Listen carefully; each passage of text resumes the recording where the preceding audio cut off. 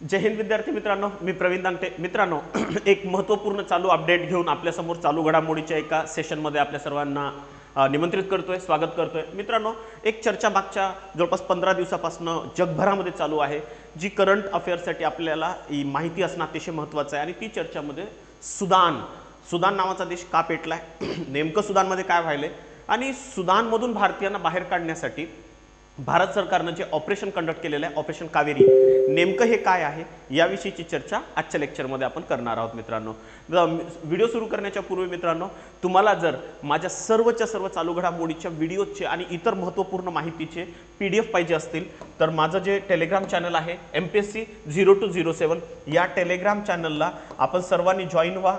या टेलिग्राम चॅनलवरून आपण सर्वच्या सर्व चालू घडामोडीचे डेली अपडेट, अतिशय महत्त्वपूर्ण अपडेट आपण घेऊ शकता. बाकी या व्हिडिओला लाईक करा, शेअर करा आणि मित्रांनो सबस्क्राईब करायला चॅनलला विसरू नका. चला तर सुरुवात करू. आजची महत्त्वपूर्ण बातमी की नेमकं सुदानमध्ये काय होत आहे की ज्यामुळे ह्या सगळ्या घटना घडून येत आहेत. तर मित्रांनो, सुदान, सगळ्यात पहिले हे समजून घेऊ आपण की सुदानचं एक्झॅक्ट लोकेशन काय आहे आणि नेमकं सुदान हा आपल्याला पृथ्वीवर कुठं दिसून येतो, कुठं आढळून येतो. तर हे घ्या, हे आहे आपला वर्ल्ड मॅप. वर्ल्ड मॅपमध्ये तुम्हाला जावं लागेल सुदानला बघण्यासाठी आफ्रिकन कॉन्टिनेंटमध्ये. हे आफ्रिकन कॉन्टिनेंट जे आहे, आफ्रिका खंड, तर आफ्रिका खंडाच्या उत्तर भागामध्ये सुदान नावाचा देश आपल्याला आढळून येतो. मित्रांनो, तर उत्तर आफ्रिकेमध्ये हा देश आढळतो आणि विशेष गोष्ट आहे की अरब जगतातला आणि आफ्रिका खंडातला सगळ्यात मोठा देश आहे सुदान. ठीक आहे, तर लक्षात घ्या. दुसरी गोष्ट, एक्झॅक्ट सुदानच्या आजूबाजूला तुम्हाला कोण कोण दिसतं हे बघा. सुदानच्या पलीकडच्या साईडला लिबिया दिसतो, लिबियाशी त्याची बॉर्डर आहे. वरच्या उत्तर भागामध्ये तुम्हाला इजिप्तशी त्याची बॉर्डर असते, डायरेक्टली लागून आहे.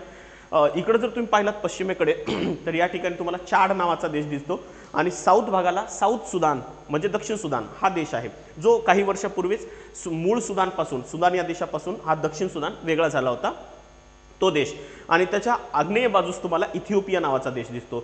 एकदम कम्प्लिटली पूर्वेकडे पाहिलात तर तुम्हाला एरिट्रिया दिसतो आणि पूर्वेकडेच आणखी रेड सी म्हणजे लाल समुद्र दिसतो. हे बघा मित्रांनो, जर हे व्हिडिओ तुम्हाला नीट समजून घ्यायचा असेल तर हे एक्झॅक्ट लोकेशन माहिती असणं आवश्यक आहे. तुम्हाला एक कळत असेल की सुदानच्या पूर्वेकडच्या भागामध्ये तुम्हाला रेड सी म्हणजे लाल समुद्र दिसत आहे आणि लाल समुद्राच्या पलीकडच्या साईडला तुम्हाला सौदी अरेबिया दिसतोय. ठीक आहे, वरच्या भागात इजिप्त आहे ज्याला मिस्र म्हणतात आणि इकडल्या साईडला तुम्हाला रेड सी आणि रेड सीच्या पलीकडच्या भागामध्ये सौदी अरेबिया हा देश दिसतो. हे लोकेशन्स लक्षात असू द्या मित्रांनो. आता दुसरा भाग जे सुदान आहे, आपण सांगितले की उत्तर आफ्रिका खंडातला हा सगळ्यात मोठा देश आहे. याची राजधानी आहे खार्टूम. तर ठीक आहे, खार्टूम एकच प्रोनाउन्सिएशन आहे, तर ती त्याची राजधानी आहे. आणि याची करन्सी काय आपल्या अभ्यासासाठी लक्षात असू द्या, सुदानी पाऊंड, कारण चर्चेत आहे तर विचारू शकतात. तर सुदानी पाऊंड ही याची करन्सी आहे. आणि इथली मोस्टली जी भाषा आहे ती अरबी आणि इंग्लिश अशा दोन भाषा इथं बोलल्या जातात. मित्रांनो, जवळपास लोकसंख्या पाहिली तर ती 4 कोटी एवढी लोकसंख्या आहे आढळून येते. मोस्टली इस्लामिक जी पॉप्युलेशन आहे तुम्हाला इथं जास्त भेटेल. ठीक आहे, चला तर नेमकं आता समजून घेऊ की सुदानमध्ये प्रॉब्लेम काय आहे. आणि नेमकं तुम्ही जर सुदानकडे नीट पाहिलात मित्रांनो तर तुम्हाला अतिशय असे खराब अशी दृश्य ही आज आपल्याला बघायला भेटत आहेत. पूर्णतः सुदान पेटलेलं आहे.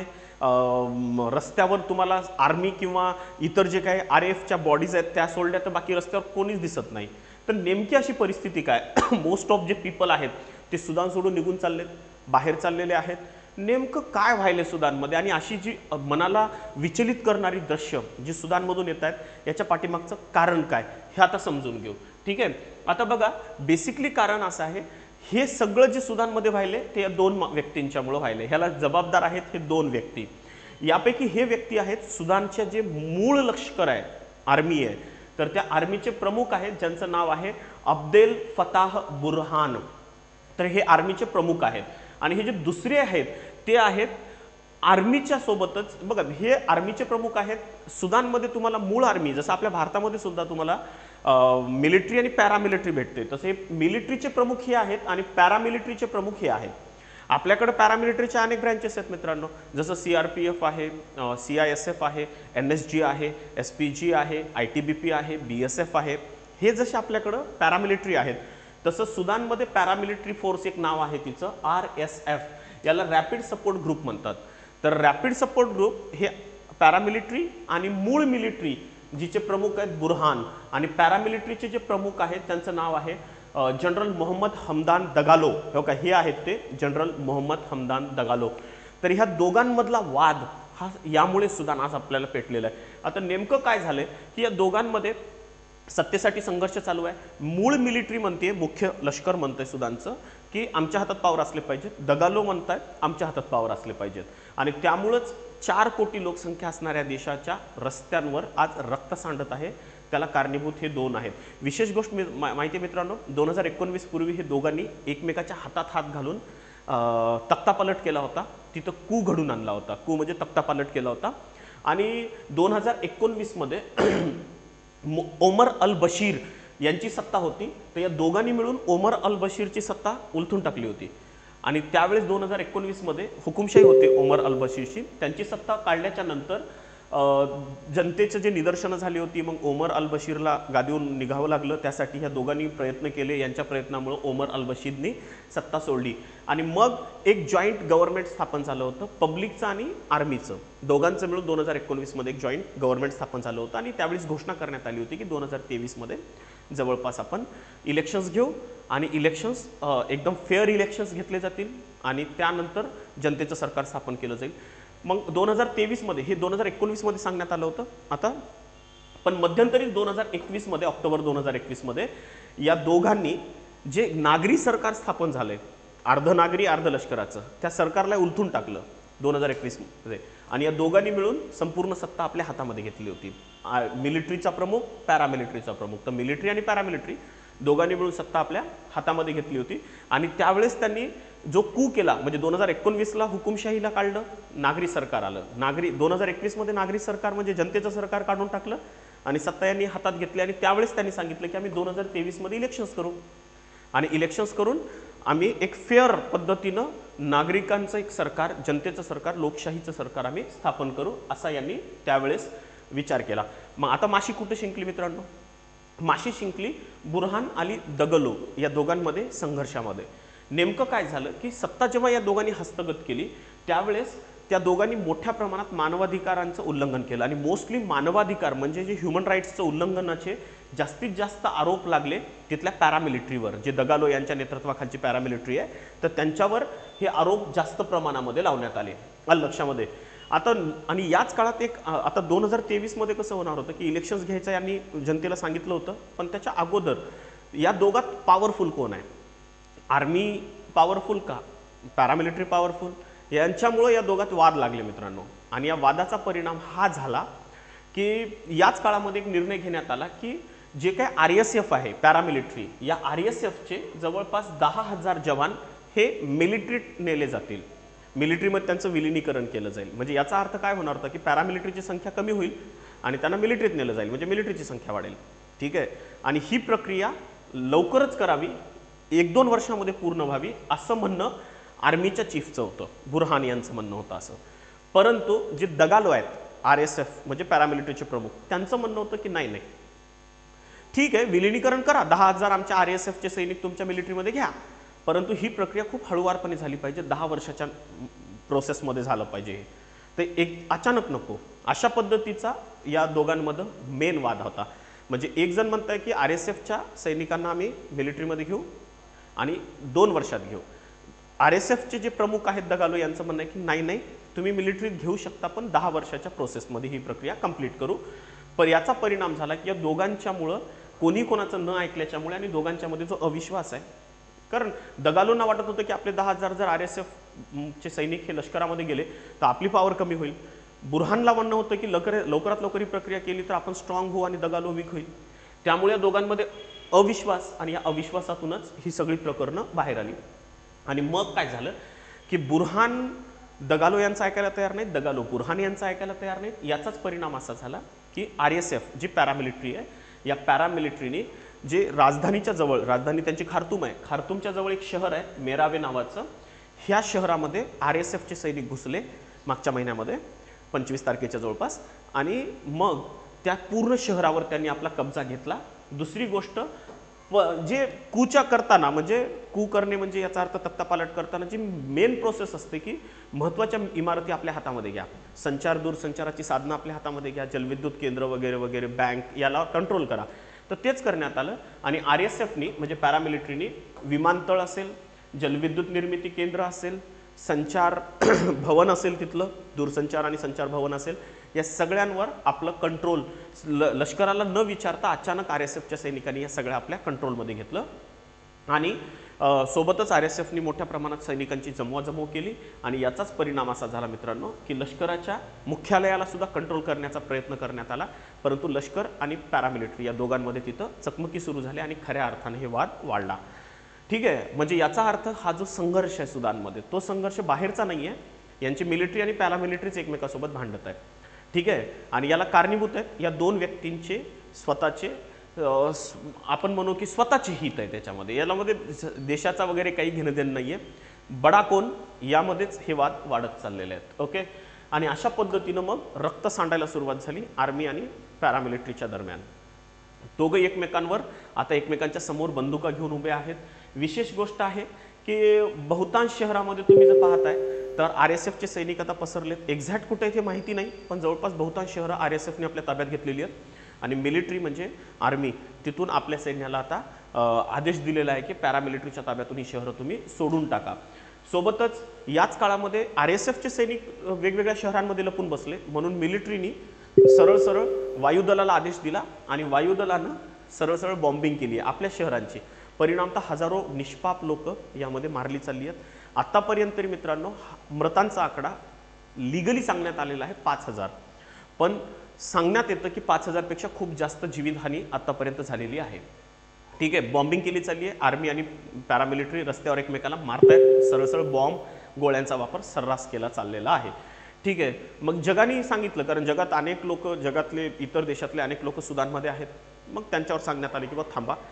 त्यामुळं 16 एप्रिलला काही काळ त्यांनी थोडंसं सीज फायर केलं. दोघांनी सांगितलं की ठीक आहे, जी लोक बाहेर देशातून आहेत त्यांना बाहेर काढण्यासाठी आपण कोणीही गोळी चालवायची नाही. पण हे सीज फायर जास्त काळ टिकलं नाही मित्रांनो. परिणामतः निष्पाप लोक मारली गेली आहेत. काही भारतीयांचा पण याच्यामध्ये मृत्यू झालेला आहे, जे भारतीय सुदानमध्ये कामाला आहेत ते. ठीक आहे, मग ही अशी भयानक परिस्थिती असतानाच प्रत्येक जगातल्या प्रत्येक देशांनी आपल्या नागरिकांना सुदानमधून बाहेर काढण्यासाठी मोहिमा हातात घेतल्यात. भारत सरकारने सुदानमधून भारतीयांना बाहेर काढण्यासाठी ऑपरेशन कावेरी कंडक्ट केलेलं आहे. हे बघा, ऑपरेशन गंगा कंडक्ट झालं होतं. कदाचित तुम्हाला माहिती असेल मित्रांनो की नुकतंच जेव्हा एक महत्त्वपूर्ण गोष्ट घडून आली होती आणि ती महत्त्वपूर्ण गोष्ट म्हणजे जेव्हा तालिबानने कब्जा केला तर तिथून अफगाणिस्तानमधून भारतीयांना बाहेर काढण्यासाठी पण असंच ऑपरेशन कंडक्ट करण्यात आलं होतं. तर आत्ता जे ऑपरेशन आहे सुदानमधून भारतीयांना बाहेर काढण्यासाठी आणि आपल्या देशात परत आणण्यासाठी, या ऑपरेशनला नाव देण्यात आले ऑपरेशन कावेरी. असं मानलं जातं की जवळपास 3000 पेक्षा जास्त भारतीय सुदानमध्ये वेगवेगळ्या कामासाठी होते आणि यांना बाहेर काढण्यासाठी सरकारने ऑपरेशन कावेरी सुरू केलेलं आहे. ठीक आहे, आणि पहिली तुकडी 26 एप्रिलला ऑपरेशन कावेरी अंतर्गत काढण्यात आली. जवळपास 250 लोकांना भारतामध्ये आणण्यात आलं. ठीक आहे, आता नेमकं हे ऑपरेशन कसं कंडक्ट केलं चाललंय, तर कारण सुदानमधून रस्त्यावर डायरेक्टली इंडियन जे विमानं आहेत ती तर सरळ सरळ सुदानमध्ये जाऊ शकत नाहीत, कारण बॉम्बिंग चालू आहे. विमान दिसलं की त्याच्यावर अटॅक्स केले चाललेत. कालच एक बातमी आली की तुर्कस्तानच्या विमानाला बॉम्ब करण्यात आलं, त्यांचं विमान पाडण्यात आलं तुर्कस्तानचं. तुर्कस्तान जे सुदानमध्ये विमान गेलं सरळ सरळ, कोणी आता आर्मीने त्याच्यावर अटॅक केला का RSFने केला म्हणजे पॅरामिलिटरीने हे माहिती नाही, पण बॉम्ब झालं आणि तुर्कस्तानचं विमान कोसळलं गेलं. तर त्यामुळं सरळ तुर्कस्तानमध्ये तो विमानं जाऊ शकत नाहीत भारताची, सुदानमध्ये तो विमानं जाऊ शकत नाहीत. पण मग त्यासाठी एक काम केलं चाललंय. भारत सरकार जे बॉर्डर्स आहेत सुदानच्या, भारतीय नागरिकांना सांगितलं चाललंय भारतीय दूतावासामार्फत की तुम्ही त्या बॉर्डरला क्रॉस करा. ठीक आहे, एक ते इजिप्त आणि दुसरं चाड या 2 देशामध्ये भारतीय लोकांना बोलवलं चाललंय. वेगवेगळ्या छोट्या मोठ्या वाहनांमार्फत त्यांना बॉर्डरपर्यंत आणलं चाललंय देशातून. नाहीतर मग सरळ सरळ लाल समुद्र, रेड सीपर्यंत, रेड सीच्या कोस्टपर्यंत आणलं चाललंय. तिथं भारताची 2 अतिशय मोठी जहाजं आहेत. एकीचं नाव आहे INS तर्कश आणि दुसऱ्याचं नाव आहे INS सुमेधा. आणि या जहाजांमधून रेड सी क्रॉस करून त्यांना सौदी अरेबियाच्या जेद्दाह नावाच्या सगळ्यात मोठ्या शहरामध्ये आणून सोडलं चाललंय आणि जेद्दाहमधून मग IAF म्हणजे इंडियन एअरफोर्सच्या विमानाच्या मार्फत भारतात आणलं चाललंय. तर अतिशय अवघड मोहीम आहे ऑपरेशन कावेरी, अशा पद्धतीनं कंडक्ट केलं चाललंय. आलं लक्षात मित्रांनो. तर ऑपरेशन कावेरी हे सुरू करण्यात आलेलं आहे. विशेष मोस्टली यामध्ये इजिप्त, एरिट्रिया आणि चाड या 3 देशातून सुद्धा जी लोक त्या बॉर्डरच्या जवळ आहेत त्या बॉर्डरच्या जवळ आहेत त्यांना तिथं आणलं चाललंय आणि तिथून विमानाने एअरलिफ्ट करून भारतात आणलं चाललंय. पण जास्तीत जास्त लोक ही सौदी अरेबियाच्या जेद्दाहमधून आणली चालली. पहिले या लोकांना सुमेधा आणि तर्कश INS तर्कशच्या मार्फत रेड सी क्रॉस करून सौदीत आणून मग तिथून त्यांना एअरलिफ्ट करून भारतात आणलं चाललंय. ठीक आहे मित्रांनो, तर हे आहे. यामध्ये सगळ्यात मोठी भारताची मदत केली गेली आहे सौदी. जास्तीत जास्त लोकांना भारतामध्ये सौदीच्या प्रयत्नामुळेच भारतामध्ये आणणं शक्य होत आहे. यामध्ये 2 गोष्टीचा खूप नावं जास्त चर्चेत आहे मित्रांनो. एक आहे INS सुमेधा व तर्कश आणि दुसरं ही जहाजं आहेत जी रेड सी क्रॉस करून सौदीमध्ये भारतीयांना आणत आहेत आणि दुसरं आहे IAF C-17 ग्लोमास्टर. हे विमान भारत नेहमी आतापर्यंत भारताने मागच्या काही वर्षात जेवढे ऑपरेशन्स केले आहेत हेच विमान वापरले मित्रांनो. C-17 ग्लोमास्टर मालवाहू विमान आहे जे भारताने अमेरिकेकडनं आयात केलेलं होतं आणि मागच्या काही दिवसापासून अशा ऑपरेशन्समध्ये हे विमान आपल्या देशासाठी संजीवनी ठरत आहे. ठीक आहे, एक भलं मोठं अवजड विमान आहे, त्यामुळं अनेक लोकांना भारतामध्ये आणणं सहज सोपं होत चाललं आहे. ठीक आहे, तर एका दिवस तुम्हाला विचारू शकतात की C-17 ग्लोमास्टर हे खालीलपैकी काय आहे, तर लक्षात असू द्या भारताचं मालवाहू विमान आहे आणि या ऑपरेशन्समध्ये याचीच मदत केली चाललेली आहे.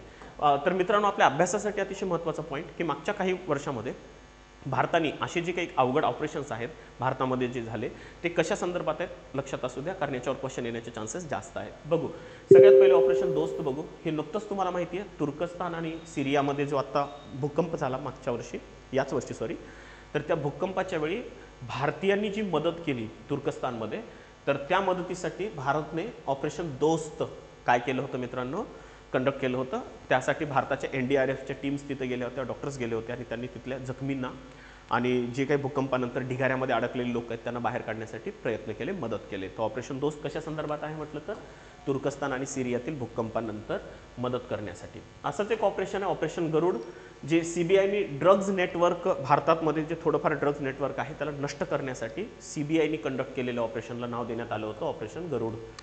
असंच एक ऑपरेशन आहे ऑपरेशन मेघचक्र.